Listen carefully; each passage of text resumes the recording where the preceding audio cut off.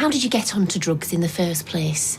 What was your gateway drug? I'm not on drugs. Welcome to WatchMojoUK, and today we're counting down our picks for the most bizarre moments to ever occur on this British TV mainstay. Before we begin, we publish new content every day, so be sure to subscribe to our channel and ring the bell to get notified about our latest videos. Number 20, Roy goes to prison. It was the story that infuriated the nation, not just because it put one of the most beloved characters behind bars, but also because it just made absolutely zero sense.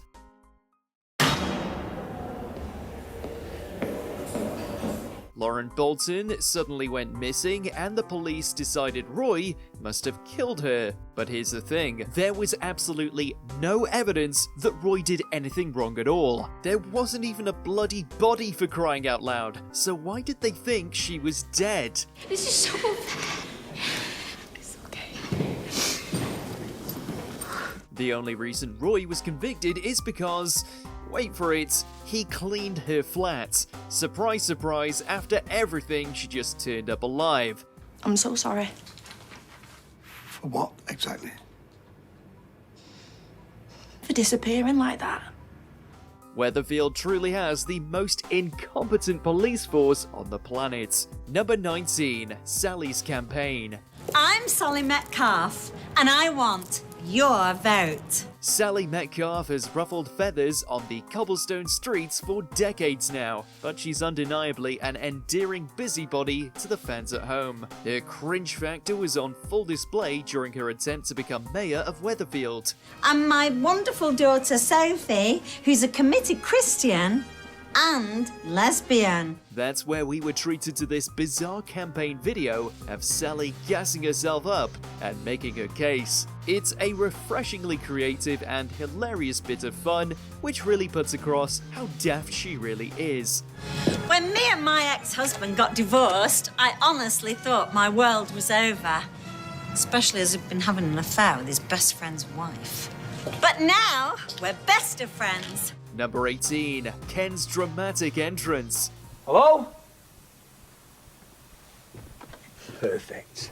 With how many years William Roche's Ken Barlow has been in the show, it's no surprise he's been the centre of some of its wackiest moments. One such situation was when he was butting heads with his neighbour Les Battersby. After Les had snuck into Emily's home to find his winning horse race ticket, Ken arrived just in time to hear him make an escape.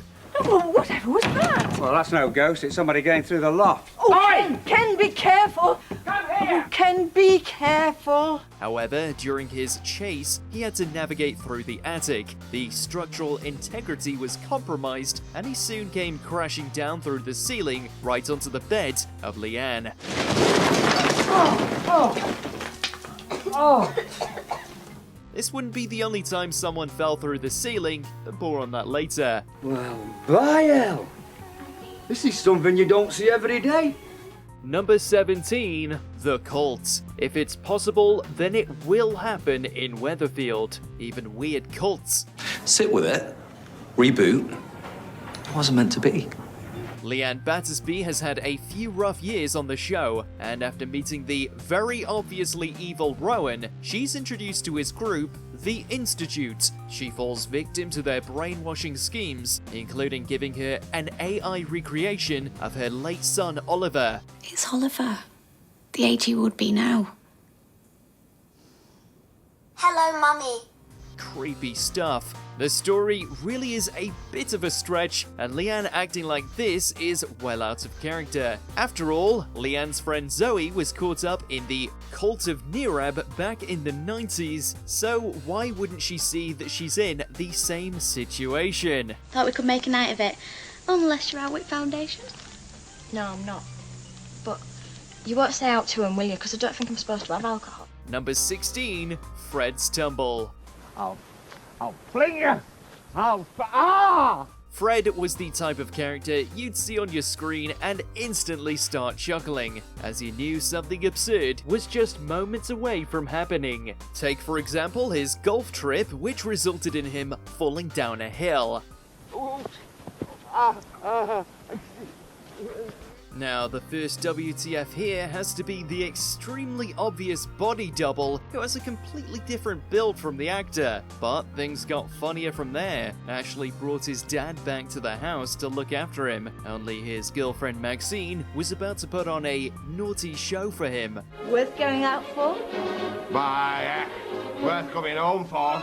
What's he doing here? Fred's eyes almost popped out of his head. It's the kind of light-hearted hilarity that seems to be missing from the show these days. Number 15, the AA meeting. And the booze had just poured straight in my mouth, and then nothing hurt anymore. Blanche Hunt was an absolute legend with no filter, and this was perhaps her defining moment. The family got together to attend an AA meeting for Peter. While most of the time people are sympathetic at Alcoholics Anonymous meetings, Blanche took a different approach. She fired on all cylinders at not only Peter, but at the rest of those attending the meeting too. I've never heard so much self-indulgent whinging in all my life. Blanche, is there some correlation between how boring you are and how much you drink? Blanche. Some might argue that this was in bad taste given the seriousness of alcohol abuse, so it's surprising they took this direction with the story. Still, it's cemented as a classic Corrie moment. I'm not totally comfortable with this lady being here. I'm not totally comfortable with your halitosis. Number 14, Vera sees a ghost. Nicknamed Poison Ivy, Ivy Brennan was a feisty and argumentative resident of the street, but she terrorized her neighbors in a different way after her passing. Somebody's bound to have some. Yeah, honestly, love, it really is. Ivy! Well, I know it's a long time. In an all-timer of a storyline, Vera Duckworth spotted the ghost of Ivy while in her former home. Things spiraled from there, with everyone catching wind of this alleged ghost sighting. In an attempt to quell Vera's panic, Don brought in an exorcist. Well, a fake one. Pro Giorgio Armani et semper Armani vobiscum. We may never know if Vera did see a ghost, but it's very possible. After all, she wasn't the only one who claimed to see it, as a young Sarah Platt said she met Ivy's ghost too. Who said anything about Ivy? Hers may not be the only unquiet spirit roaming these parts. Number 13, Andy's Nightmare. Pat Phelan terrorized the Cobbles during his stay, but few felt his wrath as hard as Andy did.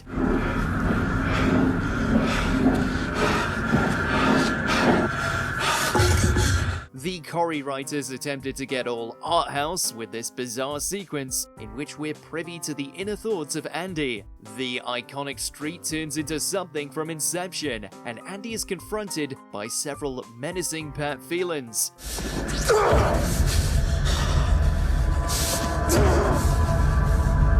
It's not the only time we've seen the nightmares of Coronation Street characters, but it's most certainly the most abstract and bizarre. Andy's nightmare unfortunately would come true, as he was later killed by Phelan.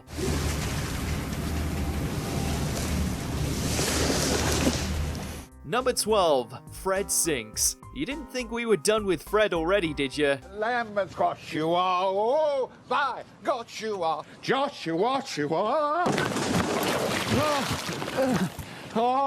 While attempting to work on Audrey's garden, Fred was singing and dancing with his grandson Joshua, but unfortunately for him, his fancy footwork would lead to him going neck deep into a sinkhole.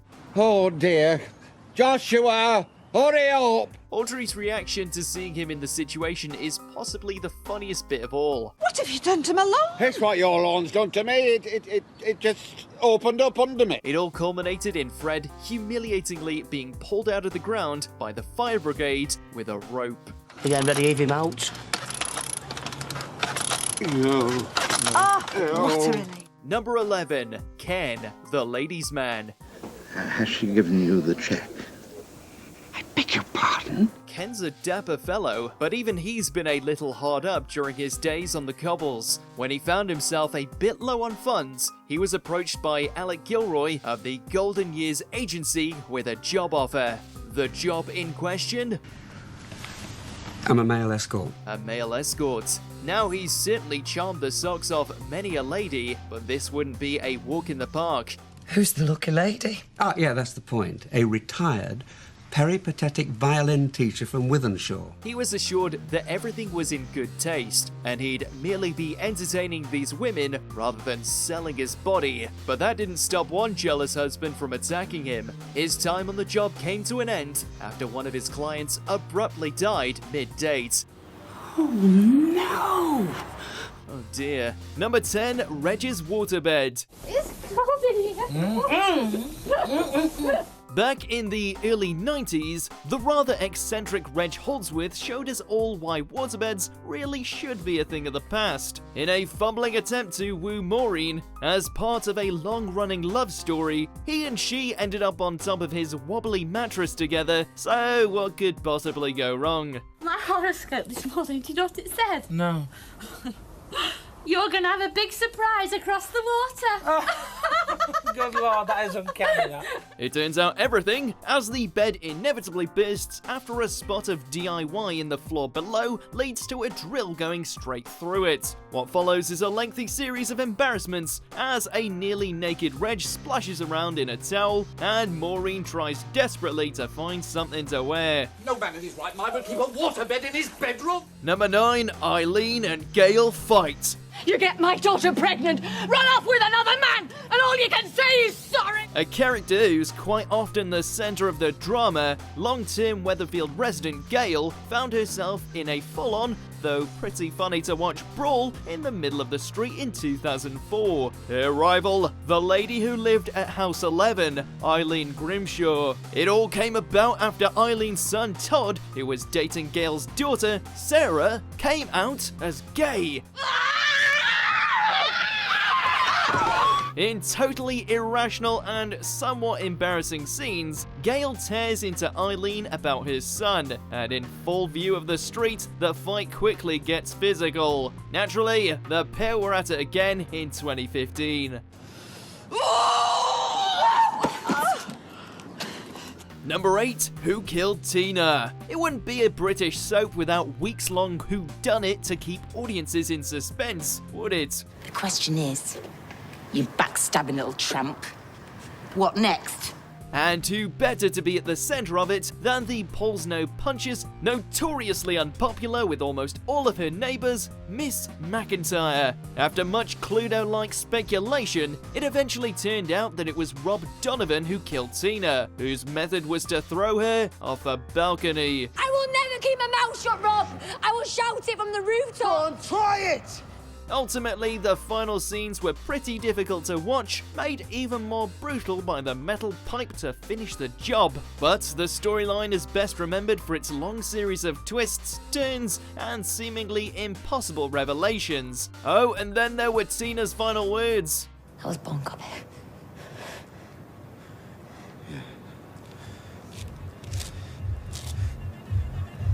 You'll die, Gobby, too. Classic. Number 7, Free Deirdre. I sentence you to 18 months imprisonment. This one was all kinds of WTF, so much so that even the Prime Minister at the time, Tony Blair, got involved with the infamous Free the Weatherfield 1 campaign. In one of British TV's biggest miscarriages of justice, the lady who wore probably British TV's biggest pair of glasses was wrongfully convicted of fraud. Fans will remember, of course, that Deirdre had found herself in hot water after falling for a conman who used her account for his own dodgy finances. Have you anything to say? I didn't do any of it. And so, the national outrage threatened to get out of hand when she was finally sentenced. But there were sweet celebrations when she was eventually released.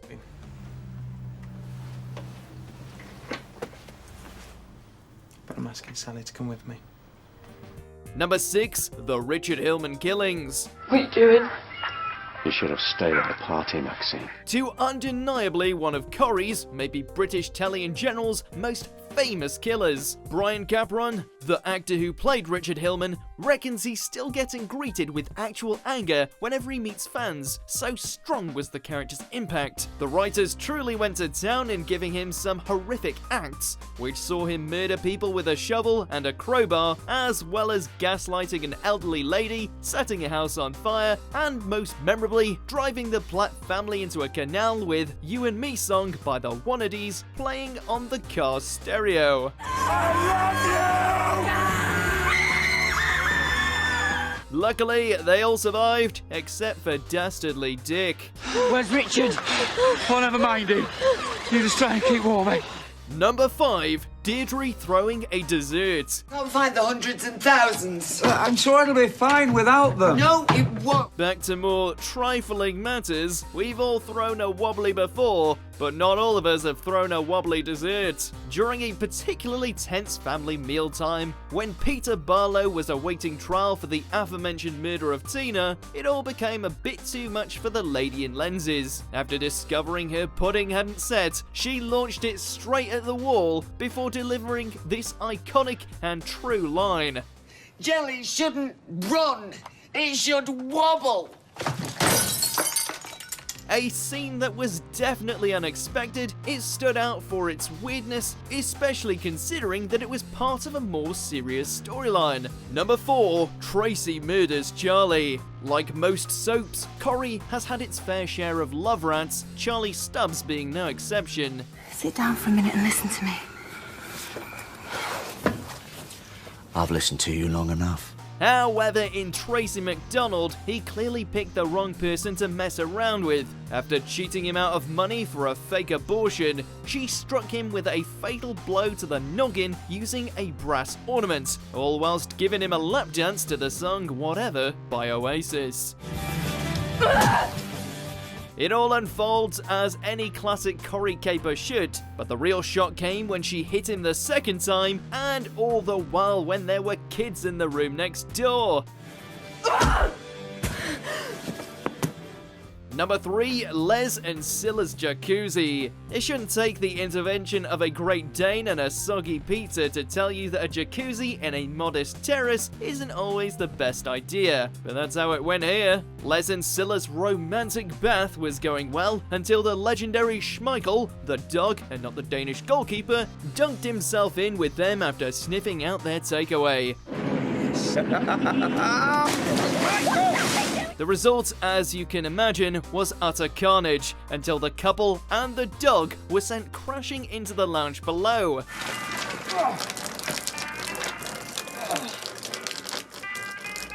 Hands up if you saw this coming? Nope, us neither. Number 2, the New Year's Eve ghost. You know this place, I'm telling you, it's got something about it. Asbestos. Kirk Sutherland has carved quite a reputation as the source of Corrie comic relief over the years, but has he ever been involved in a storyline quite as bizarre as this one? It's haunted though. I read about it in The Inexplicable. Don't be so daft, no such thing as ghosts. Shh. They'll hear you. The unexpected action took place on New Year's Eve 2018, as Kirk and Deb found themselves blindsided by what felt to them like a very real and pretty terrifying ghost. Is that one my Peter? Come on, get on here! It turned out to be a prank, but for a few short minutes, audiences were made to feel like they were watching a left-field, low-budget 1980s horror flick, and quite frankly, it was brilliant. Number 1, the Tram Crash. For those of you who ever wondered what the mysterious bridge over the cobbles was for, then this sort of answers that question. In what looks like a scene straight out of a disaster movie, an explosion at the joinery led to an unfortunate opening in the bridge. Obviously, the communication lines must have been down, as not too long afterwards, a tram comes flying off the tracks and into the cabin and corner shop below.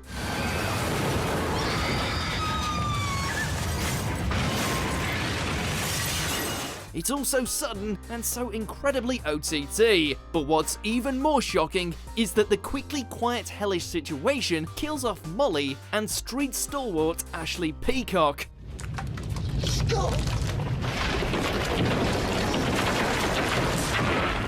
A sad day for soap fans.